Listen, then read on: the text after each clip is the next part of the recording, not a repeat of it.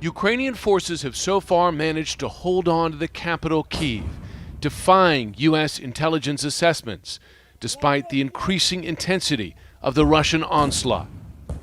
But U.S. officials are now warning that Russia could soon increase the intensity of their attack. They have suffered setbacks, but I don't think we can just assume that they're going to stay set back. Satellite images show a Russian military convoy getting closer to Kyiv from the north. The head of the convoy most recently observed at an airport fewer than 20 miles from the city center. As the Ukrainians try to hold off the Russian advance across the country, the U.S. and its allies are keeping up the pressure on the financial front, sanctioning Russia's central bank, essentially cutting off Vladimir Putin's ability to support the Russian ruble, which fell as much as 30% on Monday. These actions will severely impact Putin's inner circle, impede the Kremlin's use of its international reserves, and limit its ability to fund ongoing destabilizing activities. And in a historic move, even Switzerland, long a bastion of neutrality, has decided to match the European Union's sanctions on Russia. L'attaque de la Russie contre l'Ukraine. Russia's attack against Ukraine is unacceptable with regards to international law, unacceptable politically speaking, and unacceptable from a moral point of view. As the war continues to rage, Russia has come to the negotiating table with Ukraine. Ukraine says their primary aim is a ceasefire and cessation of hostilities. Russia says the two sides found points where they could make progress. A second round of talks will take place in the coming days, though Ukrainian President Zelensky sounded pessimistic before the talks began. I don't really believe in the result of this meeting, but let them try. So then later on, no citizen of Ukraine would have any doubt that I, the president, did not try to stop the war when I had a chance.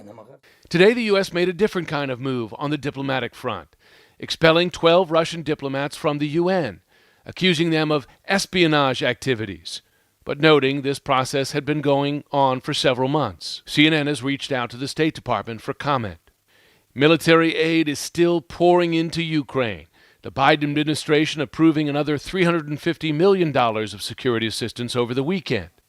And even Sweden, a non-NATO member, announced they'd be sending 5,000 anti-tank weapons, 5,000 helmets, 5,000 body shields, and 135,000 field rations.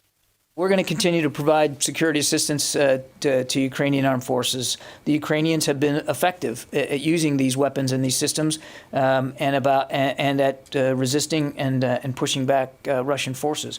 Germany finally announced it would send weapons to Ukraine as well, and has said it will hike its own defense spending in light of Russia's continued aggression. President Putin